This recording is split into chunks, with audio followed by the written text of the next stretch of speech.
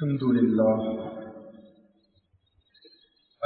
لله الذي وعد فوفى وأوعد فوفى والصلاة والسلام على سيدنا محمد السيد الشرفاء ومسود الخلفاء وعلى آله وصحبه أهل الكرم والوفاء. أما بعد، فقد قال الله تعالى في القرآن الكريم بعد أعوذ بالله من الشيطان الرجيم بسم الله الرحمن الرحيم ولقد جاءت رسلنا إبراهيم بالبشرى قالوا سلام قال سلام فما لبث أن جاء بعجل حنيذ. صدق الله العلي العظيم.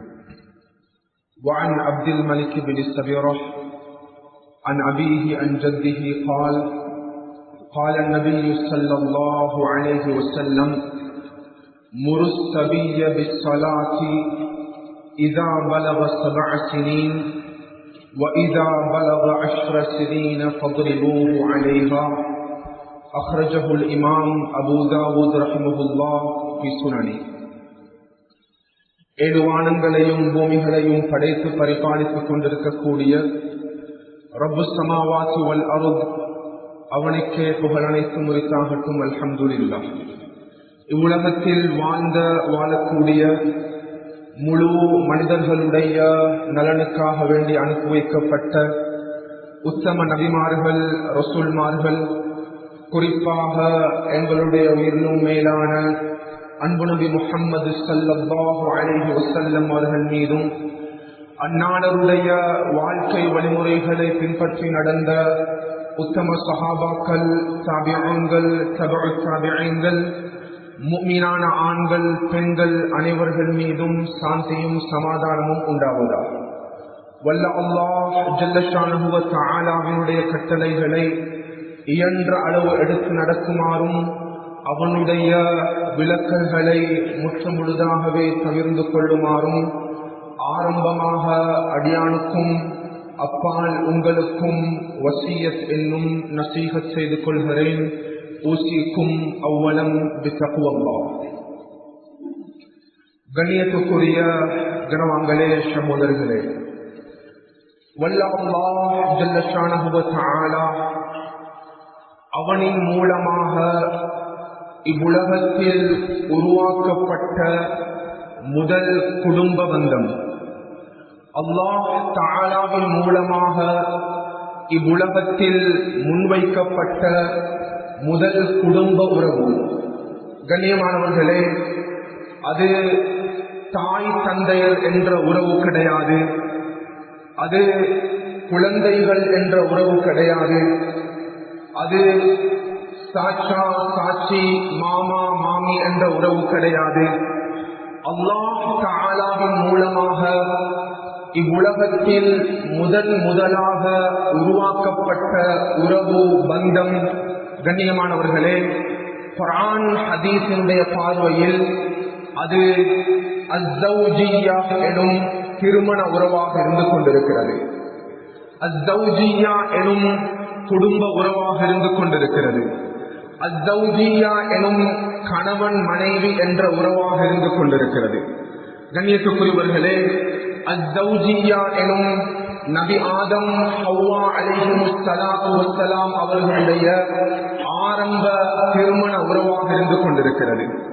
கண்ணியமானவர்களே, அல்லாஹ் தஆலா குர்ஆனில் தெளிவுபடுத்தும் பொழுது வயா ஆதமுஸ்குன் அன்த வஸௌஜுகல் ஜன்னஹ், அல்லாஹ் தஆலா நபி ஆதம் அலைஹிஸ்ஸலாத்து வஸ்ஸலாம் என்ற முதல் மனிதனை படைத்த பிற்பாடு நபி ஆதம் அலைஹிஸ்ஸலாத்து வஸ்ஸலாம் அவர்களுடைய விலா எலும்புல இருந்து தன்னுடைய மனைவியான ஹவ்வா அலைஹிஸ்ஸலாத்து வஸ்ஸலாம் அவர்களை அல்லாஹ் தஆலா படைத்த பிற்பாடு கண்ணியமானவர்களே, அல்லாஹ் குர்ஆனில் தெளிவுபடுத்துகிறான், நபி ஆதமே, நீங்களும் உங்களுடைய மனைவியும் சுவனத்துக்குள்ளான் நுழையுங்கள், நீங்களும் உங்களுடைய மனைவியும் சுவர்க்கத்துக்குள்ளான் நுழையுங்கள். கண்ணியத்துக்குரியவர்களே, அறிஞர்கள் தெளிவுபடுத்தும் பொழுது முதலாக சுவனத்துக்குள்ளான் கால் கடம் பதித்த உறவு, முதலாக சுவனத்துக்குள்ளான் கால் வைத்த பந்தம், அது கணவன் மனைவி என்ற உறவாக இருந்து கொண்டிருக்கிறது. கணவன் மனைவி என்ற உறவுக்கு பிற்பாடுதான் உலகத்தில் இருக்கக்கூடிய அனைத்து விதமான உறவுகளும் பந்தங்களும் உருவாக்கப்படுகிறது. அது தாய் தந்தையர் என்ற உறவாக இருக்கலாம், மகன் மகள் என்ற பிள்ளைகளுடைய உறவாக இருக்கலாம், ஏனைய குடும்ப உறவுகளாக இருக்கலாம். அனைத்து விதமான பந்தங்களும் உறவுகளும் கணவன் மனைவி என்ற ஆச்சரியமான ரிலேஷன்ஷிப்புக்கு பின்னால்தான் அனைத்து விதமான உருவாக்கங்களும் இந்த உலகத்தில் அல்லாஹ் தஆலாவின் மூலமாக முன்வைக்கப்படுகிறது. கண்ணியமானவர்களே, நபி ஆதம் அலைஹிஸ்ஸலாத்து வஸ்ஸலாம் அவர்கள் தொடக்கம் அன்பு நபி ஸல்லல்லாஹு அலைஹி வஸல்லம் அவர்கள் வரை அத்துணை நபிமார்களையும் அல்லாஹ் தஆலா முன்மாதிரியான நபிமார்களாக அல்லாஹ் ஆக்கி வைத்திருக்கிறார். கண்ணியமானவர்களே, அல்லாஹ் தஆலா அன்பு நபி ஸல்லல்லாஹு அலைஹி வஸல்லம் அவர்களை பார்த்து விவரிக்கும் பொழுது, யா ரசூலல்லாஹ், வலகத் அர்ஸல்னா ரசூலன் மின் கப்லிக் வஜஅல்னா லஹும் அஸ்வாஜன் வதுர்ரியா, உங்களுக்கு முன்னால் அதிகமான நபிமார்கள் ரசூல்மார்களை நாம் அனுப்பி வைத்தோம். அத்துணை நபிமார்களும் ரசூல்மார்களும் இந்த திருமண உறவோடு கணவன் மனைவி என்ற பந்தத்தோடு இந்த உலகத்தில் வாழ்ந்திருக்கிறார்கள். அத்துணை நபிமார்களும் ரசூல்மார்களும் குழந்தைகள் என்ற உறவோடு, குழந்தைகள் என்ற பந்தத்தோடு உலகத்தில் வாழ்ந்திருக்கிறார்கள். கண்ணியமானவர்களே, அவர் ஒரு நபி அல்லவா, அவர் ஒரு ரசூல் அல்லவா, அவர் ஒரு தீர்க்கதரிசி அல்லவா, அவர் திருமணம் முடிக்கக்கூடாது, கணவன் மனைவி என்ற உறவு அவர்களுக்கு மத்தியில் இருக்கக்கூடாது, குழந்தைகள் என்ற பந்தம் நபிமார்களுக்கு உண்டாகக்கூடாது என்ற கன்செப்ட் ஷரீஅத்தில் கிடையாது. ஆனால் மாற்று மத சகோதரர்களுடைய தலைவர்கள் அவர்களுக்கு திருமணம் என்பது ஹராமாக்கப்பட்டிருக்கிறது, தடை செய்யப்பட்டிருக்கிறது. திருமணம் என்ற பந்தத்துக்குள்ளால் அவர்களுக்கு நுழைய முடியாது, குழந்தைகள் என்ற உறவை ஏற்படுத்திக் கொள்ள முடியாது. கண்ணியத்துக்குரியவர்களே, அல்லாஹ் தஆலா அன்பு நபியுடைய உம்மத்தாகிய நம்மவர்களுக்கு இந்த கணவன் மனைவி என்ற உறவை, திருமணம் என்ற பந்தத்தை, திருமணம் என்ற இந்த அழகிய குடும்ப சம்பதத்தை, கண்ணியத்துக்குரியவர்களே, ஒரு ஆச்சரியமான ஒரு உறவாக, ஒரு பந்தமாக அல்லாஹ் தஆலா அன்பு நபி ஸல்லல்லாஹு அலைஹி வஸல்லம் அவர்களுடைய உம்மத்தாகிய நம்மவர்களுக்கு அல்லாஹ் கொடுத்திருக்கிறான். கண்ணியமானவர்களே, முஸ்லிம்களாகிய நாம் புரிந்து கொள்ள வேண்டும், பொதுவாக மோசமான கலாச்சாரங்கள் வளர்ந்து கொண்டிருக்கக்கூடிய உலகத்தில் நாம் வாழ்ந்து கொண்டிருக்கிறோம். மாடர்ன் வேர்ல்ட் என்று அழைக்கப்படக்கூடிய உலகத்தில் வாழ்ந்து கொண்டிருக்கிறோம். இன்று திருமண உறவிற்கு, திருமண பந்தத்திற்கு முக்கியத்துவம் செலுத்தப்படாத ஒரு காலகட்டத்தில் நாம் வாழ்ந்து கொண்டிருக்கிறோம். இன்று முஸ்லிம்களில் படித்த மக்கள் கூட திருமணம் என்ற உறவு தேவை கிடையாது என்று வாதிடக்கூடிய உலகம் இன்று உலகத்தில் உருவாகி கொண்டிருக்கிறது. அவ்வளவு மோசமான கலாச்சாரம் உடைய உலகத்தினுடைய வாழ்வில் நாம் வாழ்ந்து கொண்டிருக்கிறோம்.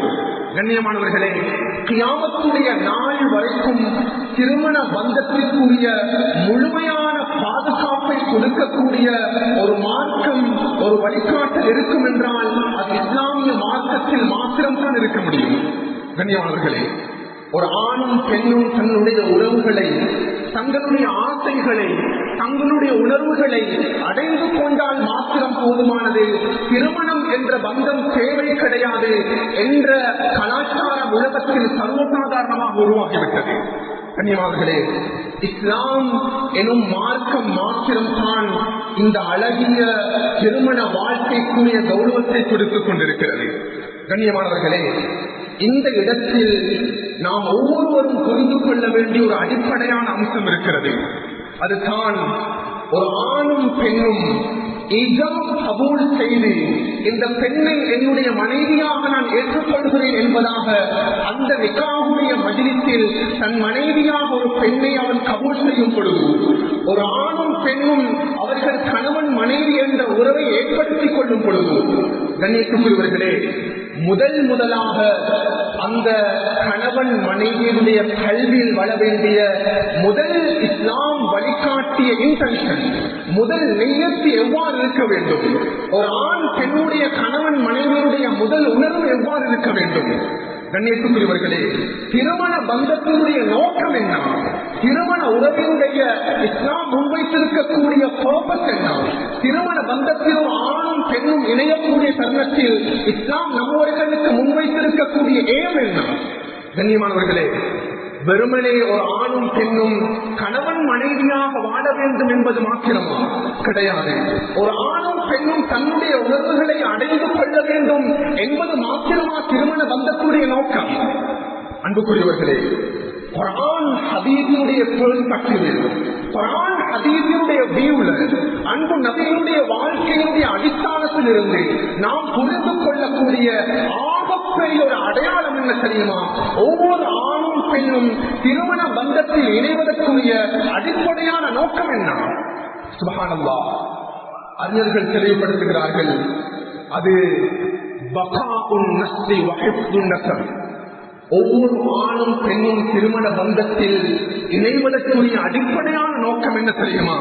அன்புக்குரியவர்களே, ஒவ்வொரு கணவனும் மனைவியும் இந்த உலகத்தில் சிறந்த குழந்தைகளை பெற்றெடுத்து அந்த குழந்தைகளை சாலிகான குழந்தைகளாக வளர்த்து இந்த சமுதாயத்தில் அறிமுகப்படுத்துவதுதான் ஒவ்வொரு கணவன் மனைவியுடைய திருமண வாழ்க்கையினுடைய மகாபெரிய நோக்கமாக இஸ்லாம் முன்வைத்திருக்கிறது.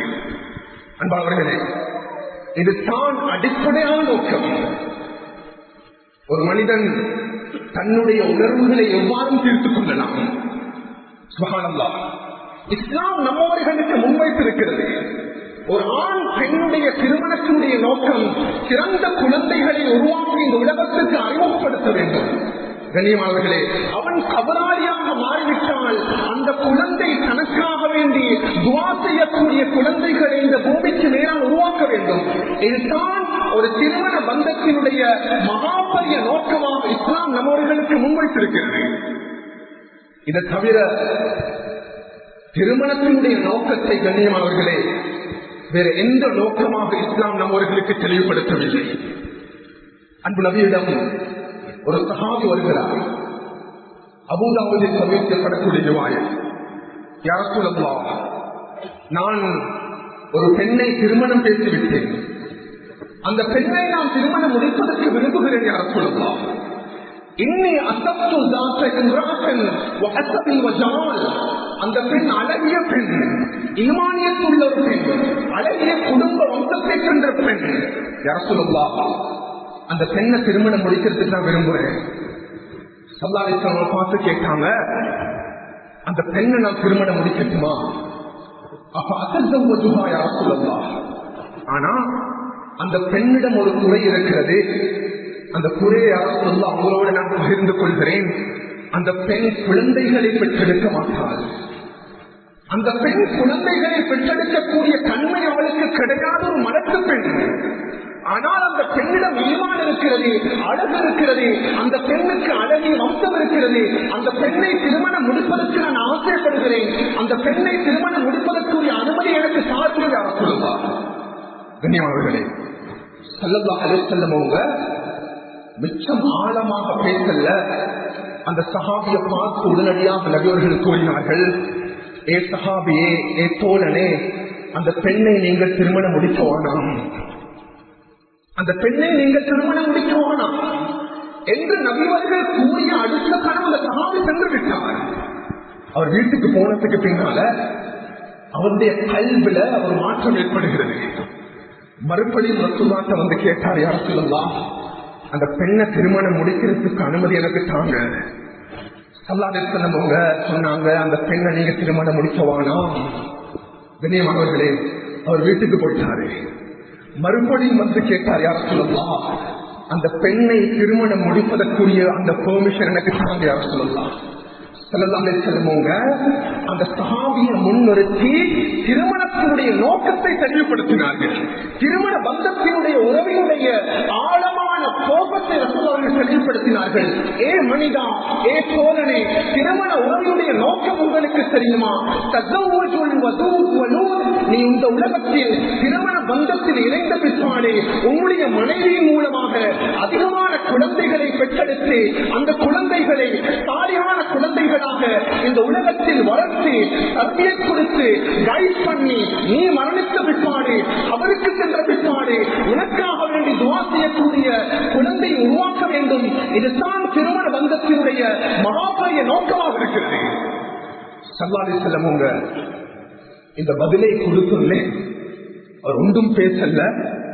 கண்ணியமானவர்களே, அந்த இடத்திலிருந்து அவர் விலகி போனார்கள். ரசூலுல்லாஹ் சொன்னாங்க, கியாமத்துடைய நாளையில் அத்துணை விதமான உம்மத்தாளர்கள் ஒன்று சேர்ந்திருப்பார்கள். அனைத்து உம்மத்தாளர்களையும் நபி ஆதம்ல இருந்து என்னுடைய உம்மத்தாளர்கள் வரைக்கும் அத்துணை உம்மத்தாளர்களையும் என்னுடைய உம்மத்தாளர்கள் தான் ஜனத்தொகையால் எண்ணிக்கையால் அதிகமானவர்களாக இருப்பார்கள்.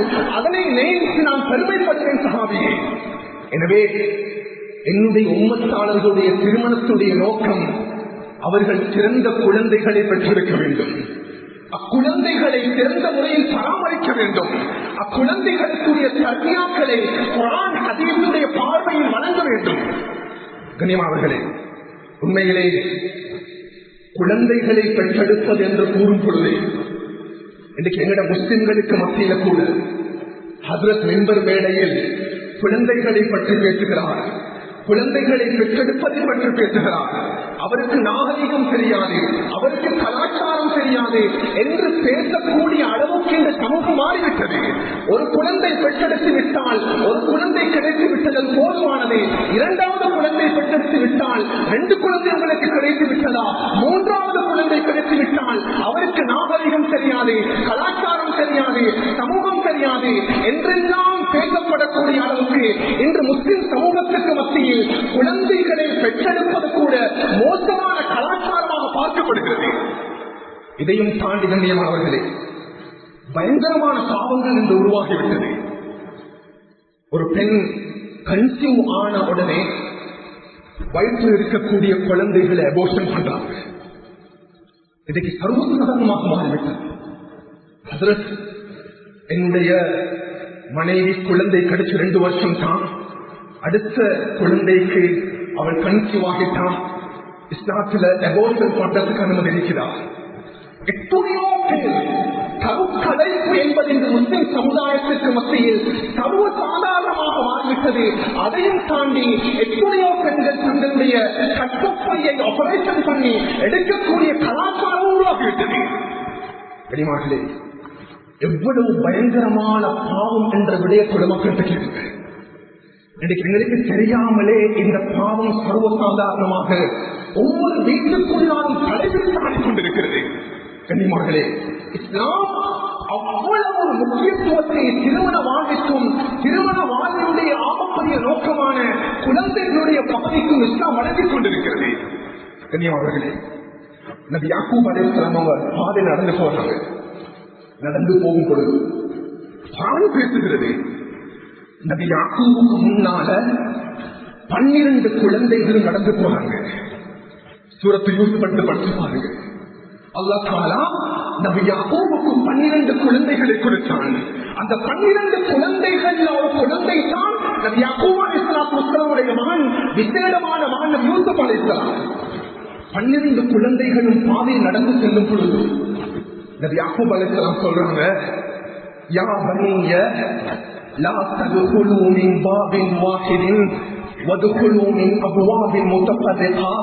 என்னுடைய குழந்தைகளே, நீங்கள் பாதையில் நடந்து செல்லும் பொழுது 12 பேரும் நீங்கள் ஒரே பாதையில் செல்லாமல் தெரிந்து திரிந்து மக்களுடைய கண் பார்வைக்கு விளங்காமல் நீங்கள் நடந்து செல்லுங்கள். அடுத்த மக்களுடைய கண்கள் என்னுடைய குழந்தைகள் மீது பட்டுவிடும். பட்டுவிட்டால் கண்ணூர் என்ற கந்திருஷ்டி ஏற்படும். அதனால் என்னுடைய குழந்தைகளுக்கு பாதிப்பு வரும் என்ற பயத்தினால் யாக்கூப் அலைஹிஸ்ஸலாம் அவர்கள் கூறினார்கள், என்னுடைய 12 குழந்தைகளே, நீங்கள் திரிந்து திரிந்து பாதை நடந்து செல்லுங்கள். அன்புக்குரியவர்களே, அக்காலகட்டத்தில் குழந்தைகள் என்பது மகாபெரிய ஞானத்தாக பார்க்கப்பட்டது. ரசூலுல்லாஹி ஸல்லல்லாஹு அலைஹி வஸல்லம் அவங்க முன்னாடி இருக்கிறாங்க. அனஸ் இப்னு மாலிக் அவர்களுக்கு 9 வயது அல்லது 10 வயது. கண்ணியமானவர்களே, உம்மு சுலைம் ரலியல்லாஹு அன்ஹா அனஸ் இப்னு மாலிக் ரசூலுல்லாஹி அவங்க ஒப்படைக்கிறாங்க. ஒப்படைத்த பிற்பாடு, யா ரசூலல்லாஹ், என்னுடைய மகனுக்காக நீங்க துஆ செய்யுங்க யா ரசூலல்லாஹ். அன்புக்குரியவர்களே, ரசூல் ஸல்லல்லாஹு அலைஹி வஸல்லம் அவங்க அந்த சிறிய வயதில் இருக்கக்கூடிய அனஸ் இப்னு மாலிக் அவர்களுக்கு 3 துஆக்கள் செய்தார்கள். ஒரு துஆ செய்தார்கள். அந்த துஆவில் 3 விடயங்கள் உள்ளடக்கப்பட்டிருந்தது. சஹீஹ் புகாரியுடைய ரிவாயத். முதலாவது தடவை துஆ செஞ்சாங்க, யா அல்லாஹ், அல்லாஹும்ம அக்ஸிர் மாலா. அனஸ் இப்னு மாலிக்குடைய பொருளாதாரத்தில் பரக்கத் செஞ்சது. யா அல்லாஹ், வ வலதா, அனஸ் இப்னு மாலிக்குடைய குடும்ப வம்சத்தில் பரக்கத் செய்துவிடு. இறைவா, மூன்றாவது துஆ, நீண்ட ஆயுளை அனஸ் இப்னு மாலிக்கு கொடுத்து விடு.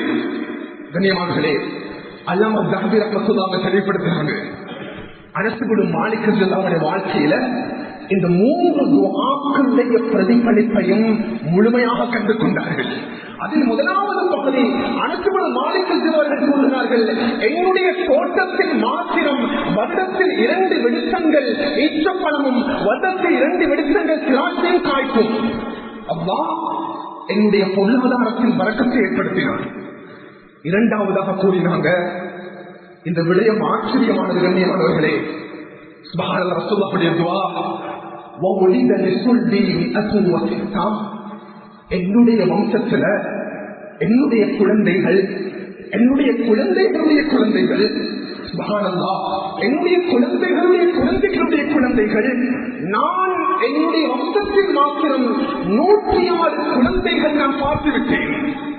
106 குழந்தைகளை பார்த்துவிட்டேன். ரசூலுல்லாஹுடைய துஆவான 3வது துஆ, அதனுடைய கபூலியத் எனக்கு கிடைக்குமோ தெரியாது.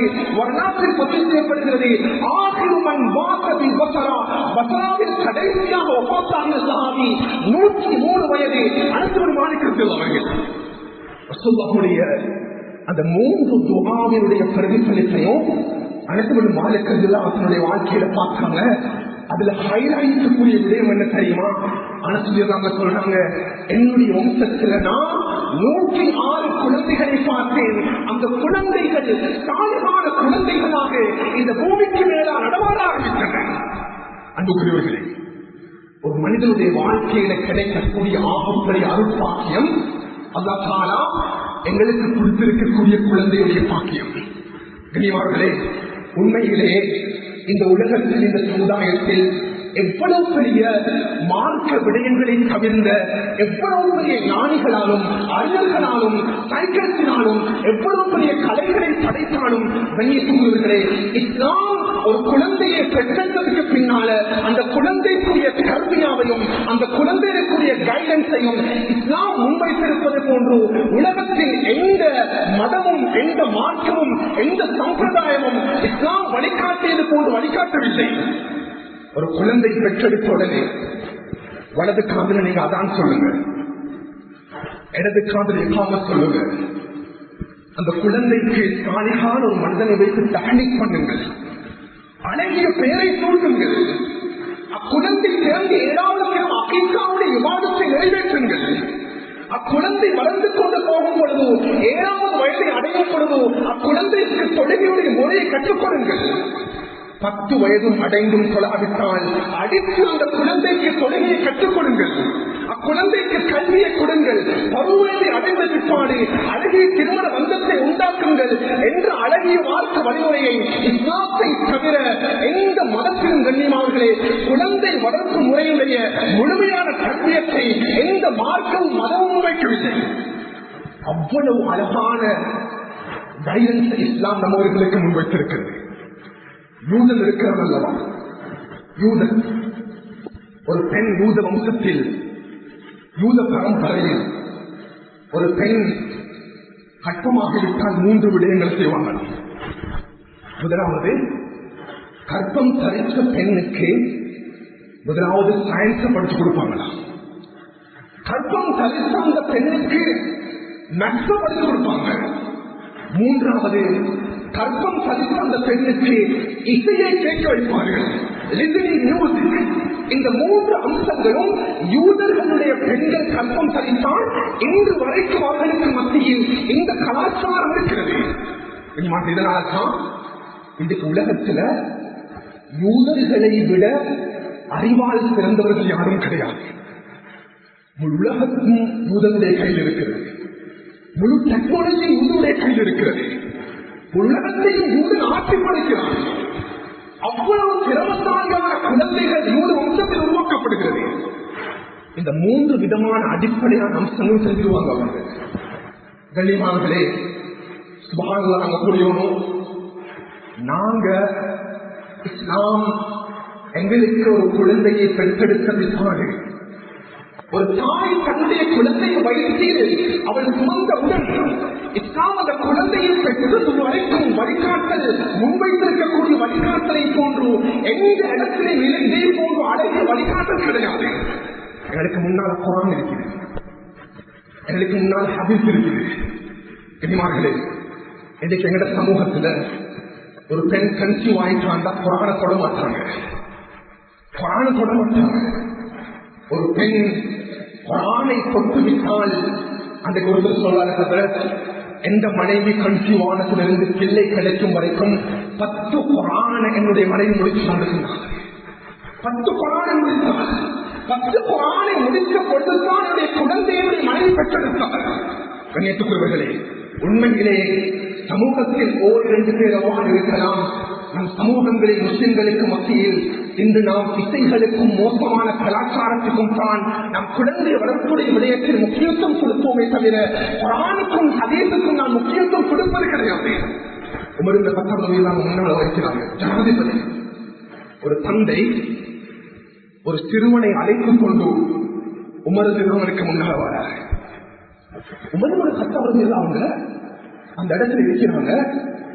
உமர் ரலியல்லாஹுவுக்கு முன்னால் அந்த சிறுவனுக்கு அந்த தந்தை பனிஷ்மெண்ட் கொடுக்கிறாங்க. உமர் ரலியல்லாஹு கேட்டாங்க, தந்தையே, உங்களுடைய மகனுக்கு நீங்க ஏன் நீங்க இப்படி அடிக்கிறீங்க? எவ்வளவு பனிஷ்மெண்ட் பண்றதுக்குரிய காரணம் என்ன? ஜனாதிபதி அவர்களே, என்னுடைய மகன் என்னுடைய சொல்ல கேட்கிறது கிடையாது. என்னுடைய மகன் என்னுடைய கட்டுப்பாட்டு கிடையாது. எனக்கு இஸ்லாம் சொன்னது இல்லை. நான் கூறக்கூடிய விடயங்களுக்கு என்னுடைய மகன் வழிபடுறவன் இல்லை. சுப்ஹானல்லாஹ், ஜனாதிபதி உமர் இப்னு கத்தாப் ரலியல்லாஹு அன்ஹு முன்னால் இருக்கக்கூடிய சந்தர்ப்பத்தில் இந்த வரலாறு ஒரு ஆச்சரியமான ஒரு நிகழ்வு. அந்த சிறுவன் உமர் ரலியல்லாஹு அன்ஹு பார்த்து கேட்டாரே, அந்த சிறுவன் கேட்டார், ஜனாதிபதி அவர்களே, என்னிடம் ஒரு கேள்வி இருக்குது, அந்த கேள்விக்குரிய பதில் நீங்க சொல்வீங்களா? உமர் இப்னு கத்தாப் ரலியல்லாஹு அன்ஹு சொன்னார், சிறுவனே, உன்னுடைய கேள்வி என்ன? சுப்ஹானல்லாஹ், அந்த சிறுவன் தைரியமாக கேட்டான், ஜனாதிபதி அவர்களே, ஒவ்வொரு தாய் தந்தைகளுக்கும் ஒவ்வொரு குழந்தைகளும் மதிப்பு கொடுக்க வேண்டும். அதே போன்று ஒரு தாயும் தந்தையும் தன்னுடைய குழந்தைகளை பெற்றெடுத்த பிற்பாடு குழந்தைகளின் மீது தாய் தகப்பனுக்கு இருக்கக்கூடிய கடமைகள் ஏதாவது இருக்கிறதா? உமரஜில்லாம சொன்னாங்க, 3 கடமைகள் இருக்கிறது. பக்கத்தில் மகன், இங்கட தந்தை. முதலாவது கடமை என்ன? உமரஜில்லாம சொன்னாங்க, சிறுவனே, ஒரு ஆண் திருமண பந்தத்திற்காக வேண்டி தயாராகும் பொழுது, திருமண உறவுக்காக வேண்டி தயாராகும் பொழுது அவனுடைய ஆசையை வைத்து அடிப்படையாக வைத்து மாத்திரமல்லாமல் அவன் திருமண பந்தத்தில் அவன் ஈடுபட்டதற்கு பின்னால் சிறந்த குழந்தை அவன் பெற்றெடுக்க வேண்டும். அந்த குழந்தைக்கான ஒரு சிறந்த தாயைத்தான் அவன் திருமணம் முடிக்க வேண்டும். என் சத்திய உம்மா, எனக்கு எந்த கண்ணுக்கு பட்டது, எந்த கல்வில பட்டது, என்னுடைய உணர்வும் என்னுடைய ஆசையோடு தொடர்பான பெண்ணை தேர்வு செய்ய முடியாது. நான் ஒரு குழந்தையை பெற்றெடுக்க போறேன். அந்த குழந்தைக்கு சிறந்த ஒரு தாயை நான் தேர்வு செய்ய வேண்டும். அந்த பெண் ஈமானிய பெண்ணாக இருக்க வேண்டும். அந்த பெண் அந்நேரம் படக்கூடியவராக இருக்க வேண்டும். அந்த பெண்ணுக்கு குர்ஆன் தெரிய வேண்டும். அந்த பெண்ணுக்கு ஹதீஸ் தெரிய வேண்டும். இரண்டாவது என்ன கேட்டான், குழந்தையை பெற்றெடுத்த அடுத்த கணம் அழகிய பேரை அந்த குழந்தைக்கு சூட்ட வேண்டும். மூன்றாவது என்ன ஜனாதிபதி அவர்களே சொன்னாங்க, போய் வாழ்ந்திமாவில் குர்ஆன் அந்த குழந்தை வளர்ந்து கொண்டு போகும் பொழுது முதலாவதாக குர்ஆனினுடைய அறிவை கொடுக்கவில்லை. கண்ணியமானவர்களே, அந்த சிறுவன் உமர் இப்னு கத்தாப் ரலியல்லாஹு அன்ஹு பார்த்து கூறினான், ஜனாதிபதி அவர்களே, என்னுடைய வாழ்க்கையில் இந்த 3 விடயங்களை நான் இழந்து விட்டேன். என்னுடைய தாய் இருக்கிறார் அல்லவா, என்னுடைய தந்தை வெறுமனே சில கிரகங்களை கொடுத்து என்னுடைய தாயை அடிமை பெண்ணாக வாங்கி திருமணம் முடித்து அந்த பெண்ணுக்கு பிறந்தவன் தான் நான். இதுவரைக்கும் எனக்கு ஒரு அழகான பெயரை கூட சூட்டவில்லை. எனக்கு என்னுடைய தாயும் சாப்பிடும் வைத்த பெயர் ஜுவால். ஜுவால் என்றால் ஒரு மோசமான கருத்தை குறிக்கும் சொன்னாங்க ஜனாதிபதி அவர்களே. இதுவரைக்கும் என்னுடைய தாயும் தகப்பனும் குர்ஆனுடைய ஒரு எழுத்தை கூட எனக்கு கற்றுக் கொடுக்கவில்லை. குர்ஆனுடைய ஒரு அறுப்பை கூட எனக்கு கற்றுக் கொடுக்கவில்லை. குர்ஆன் என்றால் எனக்கு என்னன்னு தெரியாது. மறுஜலாங்க அந்த தந்தையை அழைத்து பக்கத்தில் கூப்பிட்டு சொன்னாங்க, ஏ மனிதா, லகது அகத்தா, உன்னுடைய குழந்தை உனக்கு அநியாயம் செய்யவில்லை. நீ உன்னுடைய குழந்தைக்கு அநியாயம் செய்து விட்டாய். நீ உன்னுடைய குழந்தைக்குரிய கல்வியை கொடுப்பதற்கு மறந்து விட்டாய்.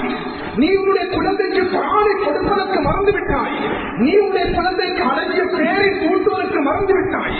நீ உன்னுடைய குழந்தைக்காக வேண்டி சிறந்த தாயை தேர்வு செய்வதற்கு மறந்து விட்டாய். லகது அகத்த, நீ உன்னுடைய குழந்தைக்கு மொத்தமாக அநியாயம் செய்து விட்டாய். இந்த இடத்துல நீ உன்னுடைய குழந்தையை பற்றி உனக்கு பேசுவதற்கு எந்த அருகதையும் கிடையாது சொன்னாங்க. கண்ணியத்துக்குரியவர்களே, ஒவ்வொரு தாயும் தகப்பனும் இன்றைக்கு வீட்டுக்குள்ள மகனை பார்த்து வாபஸ் சொல்றாரு தொழுகை, ஆனா வாப்பா கிட்ட தொழுகை இல்லை. வீட்டுல மகனை பார்த்து தாய் கொள்கிறார் தொழுவந்து, வீட்டுக்குள்ள தாயிடம் தொழுகை கிடையாது. அன்புக்குரியவர்களே, வீட்டுக்குள்ள இருக்கக்கூடிய தாயும் தகப்பனும் குழந்தைகளை பார்த்துக் கொள்கிறார்கள் குர்ஆனை ஓதுங்கள் என்று. ஆனால் மகரிபுக்கு பின்னால் முழு குடும்பமும் இசையையும் இருக்கிறார்கள். இன்னைக்கு மோசமான கலாச்சாரங்கள் விரும்பியோ விரும்பாமலோ சமூகத்தில் பரவலாகிவிட்டது. கண்ணியமானவர்களே, முதலாவதாக நாம் புரிவது என்ன தெரியும்? நாம் சீராக இருப்போம் என்றால் அதற்கான குழந்தைகளின் சீரான குழந்தைகளாக மாற்றுவான். எங்களுடைய வாழ்வியல் முறை அது பிழையாக இருக்கும் என்றால், அது குர்ஆன் ஹதீஸுடைய அடிப்படை இல்லாவிட்டால், சுப்ஹானல்லாஹ், எங்கட குழந்தைகளுக்கு நல்ல ரிசல்ட்களுக்கு எதிர்பார்க்கிறது. கண்ணியமாகவே ஒரு குழந்தை கிடைக்கிறது, தாயும் தகப்பனும் சேர்ந்து அக்குழந்தைக்கு முஹம்மது என்ற பெயரை சூட்டுகிறார்கள். அல்லாமா தாவூத் அவர்கள் என்ற கிரந்தத்தில் பதிவு செய்கிறார்கள். மனைவியும் சொல்றாங்க முஹம்மது என்று பெயர் வைப்போம், கணவனும் சொல்றாரு முஹம்மது என்று பெயர் வைப்போம். ரசூலுல்லாஹுடைய பெயர். கண்ணியமானவர்களே, கொஞ்ச காலம் போகும் பொழுது தந்தைக்கு நோய் ஏற்படுகிறது. தந்தையுடைய பேர் இஸ்மாயில். மனைவியை அழைத்து சொல்றாரு, நான் என்னுடைய குழந்தைக்காக வேண்டி இவ்வளவு காலமும் ஒரு சொத்தை பணத்தை சேகரித்து வைத்திருக்கிறேன். அந்த பணம் ஹலாலான பணம். என்னுடைய மரணத்திற்கு பின்னால் முஹம்மதினுடைய கல்விக்காக வேண்டி இந்த ஹலாலான பணத்தை நீங்கள் பயப்படாமல் செலவழியுங்கள். அவ்வளவு பரிசுத்தமான பணத்தை நான் சேர்த்து வச்சிருக்கிறேன். கண்ணியமானவர்களே, சிறிய மகன் வாப்பா ஒப்பாத்தாகிட்டார். சுப்ஹானல்லாஹ், தாய் குழந்தையை பராமரிக்க ஆரம்பிக்கிறார். தகப்பன் கிடையாது, தந்தையுடைய துணை கிடையாது.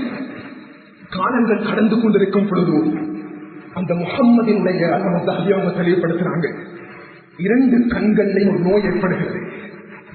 அந்த நோய்க்குரிய வைத்தியம் செய்து பார்த்தார்கள், அது சக்சஸ் ஆகல. காலப்போக்கில் முஹம்மதுடைய 2 பார்வைகளும் போய்விட்டது. கணவனும் இல்லை, மகன் இருந்தாரு, மகனுடைய கண் பார்வையும் இல்லை. சுப்ஹானல்லாஹ், அன்புக்குரியவர்களே, ஒரு தாயினுடைய துஆ எவ்வளவு தாக்கம் என்று பாருங்க. நாங்க எங்களோட குழந்தைகளுக்காக வேண்டி கையேந்தி தஹஜ்ஜுதுல் துஆ செய்வோம்டா, வல்லாஹி பில்லாஹி தல்லாஹ், இந்த மிம்பர் மேடையை சாட்சியாக வைத்துக் கூறுகிறேன் அன்பானவர்களே, என்னுடைய குழந்தைக்காக வேண்டி நான் செய்யக்கூடிய துஆ அது ஒரு பொழுதும் தட்டுப்படாது, ஒரு பொழுதும் அது இல்லாமலாகாது. என்னுடைய குழந்தைக்காக நான் பிடிக்கக்கூடிய நோன்பு ஒரு பொழுதும் அந்த குழந்தைகளுடைய வாழ்க்கையில் பிரதிபலிக்காமல் இருக்காது. அந்த பின் துஆ செய்யா, ஒவ்வொரு நாளும் தஹஜ்ஜுடைய டைம்ல படைத்தவன் இறைவா, என்னுடைய கணவனை நான் இழந்துவிட்டேன், என்னுடைய மகன் அவனுடைய 2 பாதைகளும் போய்விட்டது, என்னுடைய மகனுடைய பார்வையை திருப்பி தந்தது, என்னுடைய மகனுடைய பார்வையை திருப்பி கொடுத்து விடு. சுப்ஹானல்லாஹ். அல்லாஹ் தஹபி அவங்க பதிவு செய்றாங்க, ஒரு நாள் தஹஜ்ஜுடைய நேரம் கண்ணியமானவர்களே, இந்த தாய் ஒரு கனவு காண்றா. அந்த கனவுல நபி இப்ராஹிம் அலைஹிஸ்ஸலாம் வராங்க. ரசூலுல்லாஹ் வரல, இப்ராஹிம் அலைஹிஸ்ஸலாம். ஏனென்றால் குழந்தைகளுடைய வளர்ப்பின் மகாபெரிய முன்னுதாரணமாக நபி இப்ராஹிம் அலைஹிஸ்ஸலாம் அவர்கள் திகழ்ந்திருக்கிறார்கள். வந்து சொன்னாங்க, ஏ தாயே, யா ஹாதிஹி قد رد الله على ابنك بصره لكثرة بكائك ولكثرة دعائك. ஏ தாயே, உன்னுடைய குழந்தைகளுக்காக, உன்னுடைய குழந்தைக்காக நீ செய்த துஆ, உன்னுடைய குழந்தைக்காக நீ கொடுத்த நோன்பு, உன்னுடைய குழந்தைக்காக நீ கொடுத்த சதகா, அது வீண் போகவில்லை. படித்தவன் அல்லாஹ் உன்னுடைய குழந்தையுடைய 2 பார்வைகளையும் திருப்பி கொடுத்து விட்டான்.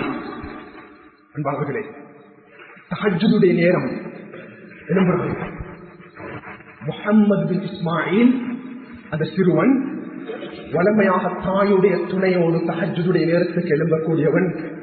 எந்த துணையும் இல்லாம சுயமாக அவனுடைய பெட்ல இருந்து எழுந்தி முகூர்த்து எடுத்துக்க போறாரு. சுப்ஹானல்லாஹ். பக்கத்துல போய் கேட்டாங்க, என்னுடைய அருமை மகனே, என்னுடைய பார்வை வந்து விட்டதா? தாயே, என்னுடைய பார்வை வந்து விட்டது. அன்புக்குரியவர்களே, இந்த உலகத்துல எந்த மனிதனாக முஸ்லிமாக பிறந்தாலும் முதலாவது எனக்கு தெரியும், எங்கட முதலாவது நம்பிக்கை குர்ஆன். குர்ஆனுக்கு பின்னால் அடுத்த கட்டம் சஹீஹுல் புகாரி. இந்த பூமியில் இருக்கக்கூடிய எந்த முஸ்லிமாக இருந்தாலும் சஹீஹுல் புகாரி என்ற கிரந்தத்தை தெரியாதவன் யாரும் இருக்க முடியாது. ஒவ்வொரு மின்பர் மேடைகளிலையும் சஹீஹுல் புகாரி என்ற கிரந்தம் ஞாபகப்படுத்தப்படாத நாட்கள் இருக்காது. அல்லாஹ் அக்பர். அந்த தாயினுடைய முயற்சியை பாருங்க அன்பாளர்களே. அந்த 2 பார்வைகளை இழந்த முஹம்மது பின் இஸ்மாயில் தான் இந்த உலகத்தினுடைய ஒளிவிளக்காக மாறி குர்ஆனுடைய அடுத்த கிரந்தமான சஹீஹுல் புகாரி என்ற கிரந்தத்தை இந்த உலகத்தில் எழுதி ரசூலுல்லாஹ்வுடைய ஹதீஸ்களை ஒன்று திரட்டி மக்களுக்காக வேண்டி சஹீஹான ஹதீஸ்களை முன்வைத்த அந்த மனிதன் தான் முஹம்மது பின் இஸ்மாயில் புகாரி ரஹ்மத்துல்லாஹ். அல்லாஹ் அக்பர். ஒரு தாயினுடைய முயற்சி, ஒரு தாயினுடைய முயற்சி, ஒரு தந்தையுடைய முயற்சி. கண்ணியமானவர்களே, இந்த இடத்துல நான் சொல்றேன், எந்த சந்தர்ப்பத்திலையும் நம் குழந்தைகளுக்கு நாம் ஹராமான பகுதியை நாம் டச் பண்ணிடக்கூடாது. நம் சம்பாத்தியத்தில் ஹராமான விடயங்கள் கலந்துவிடக் கூடாது. சுப்ஹானல்லாஹ். எந்த குழந்தைகளுடைய வாழ்க்கையில் ஹராம் ஹலால் பேணப்படாதோ என்னோட வாழ்க்கையில பிக் ரிசல்ட் எதிர்பார்க்க முடியாது. இன்னைக்கு நிறைய பிரச்சனை சமூகத்தில் என்ன தெரியுமா? 25 வயது 30 வயது தாய் தகப்பனை மதிக்கிறது இல்லை, தாய் தகப்பனை கௌரவப்படுத்துறது இல்லை. கண்ணியமானவர்களே, முதலாவது தப்பு என்ன தெரியுமா? நாம் நம் குழந்தைகளுக்கு ஒழுங்கான தர்பியத்தை கொடுக்கவில்லை. சீரான தர்பியத்தை கொடுக்கப்படாததால் தான் நம் வாழ்வில் கடைசி காலகட்டங்களில் அதனுடைய பிரதிபலிப்பை உணர்ந்து கொண்டிருக்கிறோம். சமூகத்தில் எத்தனையோ வீடுகள் அநாத ஆசிரமாக மாறியிருக்கிறது. அநாத ஆசிரமம் இருக்கிறது இல்லையா? முஸ்லிம்களுடைய எத்தனையோ வீடுகள் அநாத ஆசிரமம் இருக்கு. உள்ளுக்க உம்மா மதிக்கிறது இல்லை, வாப்போ மதிக்கிறது இல்லை, உம்மா சுகம் இல்லாமல் இருக்கிற கூட்டில் ஒரு மருந்தத்தை கொடுக்கிறது இல்லை. அன்புக்குரியவர்களே, இதனுடைய தாக்கம் எங்க? இதனுடைய பிரதிபலிப்பு நம் குழந்தைகளுக்குரிய சீரான தர்பியத்தை கொடுக்கவில்லை. அன்பான வாலிபர்களே, எந்த சந்தர்ப்பத்திலையும் எங்களுடைய கண்களால், நம் வாய்களால், நம் நாவினால், நம் உடல் அசைவினால், எந்த காலகட்டத்திலையும் எந்த சந்தர்ப்பத்திலையும் என்னுடைய தாயை பார்த்து, என்னுடைய தாப்பனை பார்த்து தீ என்ற வார்த்தையை கூட சொல்லிவிடக் கூடாது. நம் வாழ்வினுடைய அழிவு காலம் ஆரம்பமாகிவிடும். என்னுடைய தாய் என்னை மதிக்கிறா இல்ல, என்ற பேச்ச கேட்கிறா இல்ல, எனக்கு கௌரவம் காண இல்லை. என்னுடைய தாய் எனக்கு தாய் தான். அன்புக்குரியவர்களே, 2 விதமான பாவங்கள் இருக்கிறது. அல்லாஹ் தானா அந்த பாவங்களுக்குரிய தண்டனையை உலகத்தில் அல்லாஹ் கொடுக்காம அவனை வஃபாத்தாக்க மாட்டான். அதுல ஒன்று தான் நான் இன்னும் ஒரு மனிதனுக்கு செஞ்ச அநியாயம். அந்த அநியாயத்துக்குரிய தண்டனை அல்லாஹ் உலகத்துல எனக்கு கொடுக்காம எனக்கு மௌத்த அல்லாஹ் தர மாட்டான். இரண்டாவது சொன்னாங்க ரசூலுல்லாஹ், நானும் என்னுடைய தாய்க்கு செஞ்ச அநியாயம், தகப்பனுக்கு செஞ்ச அநியாயம், அல்லாஹ் உலகத்துல அதற்குரிய பனிஷ்மெண்ட் தராம அல்லாஹ் எனக்கு இந்த பூமியில மௌத்த தர மாட்டான். ஆக பயங்கரமான பாவம். விபச்சாரம் செய்தாலும், திருடினாலும், கொலை செஞ்சாலும் அதனுடைய தண்டனையை கபூர்லையும் ஆகிரத்தில் அறிந்து கொள்ளலாம். இதனுடைய 2 பாவங்களுடைய தண்டனைய உலகத்தில் அனுபவிக்காமல் அவனுக்கு மரணம் என்பது ஏற்படாது. அன்புக்குரியவர்களே, இந்த 2 விடயங்களையும் ஆழமாக நாம் புரிந்து கொள்ள வேண்டும். எல்லா சந்தர்ப்பங்களிலும் அல்லாஹ் தஆலா சுவர்க்கத்தினுடைய 8 வாயில்கள் ஒன்று தான் பாபு பிர்ரில் வாலிதைன், தாய் தகப்பனுக்குரிய உபகாரத்தை கொடுக்கிறானோ அங்கு சுவர்க்கம் இருக்கிறது. அந்த சுவர்க்கத்தினுடைய வாயில்களுக்குள்ளான் நுழைவான். எந்த மனிதன் தாய் தகப்பனுக்குரிய உபகாரத்தை கொடுக்கப்படவில்லையோ அந்த சுவர்க்கத்துடைய வாயில் அவனுக்காக வேண்டி மூடப்பட்டு விடும். அல்லாஹ் எங்களை பாதுகாக்கட்டும். எனவே இத சுருக்கமாக ஆழமாக பேச முடியாது. மெம்பர் மேடைகள்ல ஆளுங்களால் உலமாக்களால் எந்த விடயத்தையும் தொட்டு காட்டும் அவ்வளவுதான். என்னோட வாழ்க்கையில் இதனுடைய மாற்றங்களை ஏற்படுத்த வேண்டிய முதலாவது தர்பியத்துல் அவுலாத், இரண்டாவது எங்களை பெற்றெடுத்து என்னும் தாய் தந்தையர்கள். எனவே அல்லாஹ் ஜல்லஷானஹு வ தஆலா நம் வாழ்வில் கேட்ட விடயங்கள் அமர்ச்சியக்கூடிய சந்தர்ப்பத்தை அல்லாஹ் கபூல் செய்வானா. என்னுடைய பாவங்களை மன்னித்து விடியாங்க. நல்ல பாவம் செய்த கரங்கள் எங்கிருக்கிறோம் நாயனே. யாழ்லா மோசமானவர்கள், யாழ்லா யாழ்லா அநியாயக்காரர்கள், யாழ்லா எட கல்வி கருத்து போயிருக்கிறது, யாழ்லா எட உள்ளங்கள் கருத்து போயிருக்கிறது, யாழ்லா என்னுடைய பாவங்களை மன்னித்து விடியாள்லா, என்னுடைய பாவங்களை மன்னித்து விடியாள்லா, அவருடைய தாய் தந்தையருடைய பாவங்களை மன்னித்து விடியாள்லா, அவர்களை கண்ணியப்படுத்தி விடியாள்லா, அவர்களுக்கு நோயற்ற வாழ்க்கையை நசீபாக்கிறியாள்லா, அவர்களுக்கு கௌரவத்தை கொடுத்து விடியாள்லா, சமூகத்தில் அந்தஸ்தை கொடுத்து விடியாள்லா, அவர்களுக்கு கடன் பிரச்சனைகள் இல்லாமல் ஆக்கி விடியாள்லா, சந்தோஷமான வாழ்க்கை அவர்களுக்கு நசீபாக்கினாயனே, அமல் இபாதத்தோடு இருக்கக்கூடிய சந்தர்ப்பத்தை அவர்களுக்கு கொடுத்து விடியாள்லா. யாரெல்லாம் கபராளிகளாக இருக்கிறார்கள் அவர் கபரை பிரகாசமாக்கினாயனே, அழகிய வாழ்க்கை அவர்களுக்கு கொடுத்து விடினாயனே. நம் உஸ்தாத்மார்களுடைய பாவங்களை மன்னித்து விடியாள்லா, அவர்களை கண்ணியப்படுத்தி விடியாள்லா, அவர்களுக்கு அந்தஸ்தை கொடுத்து விடியாள்லா, அவருடைய இன்பல பறக்க செஞ்சிருநாயனே, அவருடைய பொருளாதாரத்தில் பறக்க செஞ்சிருக்காள்லா. அல்ல முஸ்லிம் சமுதாயத்தை பாதுகாத்திருநாயனே, முஸ்லிம் நாடுகளை பாதுகாத்திருநாயனே, முஸ்லிம் பெண்களை பாதுகாத்திருயாள்லா, சிறார்களை பாதுகாத்திருயாள்லா, மதரசாக்களை பாதுகாத்திருநாயனே, இல்மை போதிக்கக்கூடிய இடம் யாழ்லா, மதரசாக்களை பாதுகாத்திருயாள்லா, சிறந்த முறையில் மதரசாக்கள் நடத்தக்கூடிய தன்மைகளுக்கு தந்திரியாள்லா, எந்தெந்த ஊர்களில் மதரசாக்கள் இருக்கிறதோ அந்த ஊருடைய பிரகாசத்தை அதிகரித்து கொடுத்திருயாள்லா. யாரெல்லாம் மதரசாக்களுக்காக உதவி செய்கிறார்களோ அவருடைய வாழ்க்கையில் வரக்கத் செஞ்சுவிடியாள்லா, அவருடைய பொருளாதாரத்தில் வரக்கத்தும் தெரியாதா, அவருடைய குடும்பங்களில் என்னுடைய வரக்கத்தை ஏற்படுத்தியாள்லா, அவருடைய வம்சங்களில் ஆறு உலமாக்களை ஏற்படுத்தி விடியாள்லா. அழகான மோசங்களுக்கு திறமையினே, அழகான மோசங்களுக்கு தாயாள்லா, மத்திய வச்சங்களுக்கு ஒப்பாத்த தாயாள்லா, கொரோனாவுக்கு கொண்டிருக்கும் போது எங்களுக்கு மோச தாயாள்லா, மதியத்து மண்ணில் வச்சங்களுக்கு ஒப்பாத்த தாயாள்லா, யாழ்லா சுஜூது வச்சங்களுக்கு ஒப்பாத்த தாயாயனே. இது துஆவை கபூல் செஞ்சு விடியாள்லா. வல்ஹம்துலில்லாஹ்.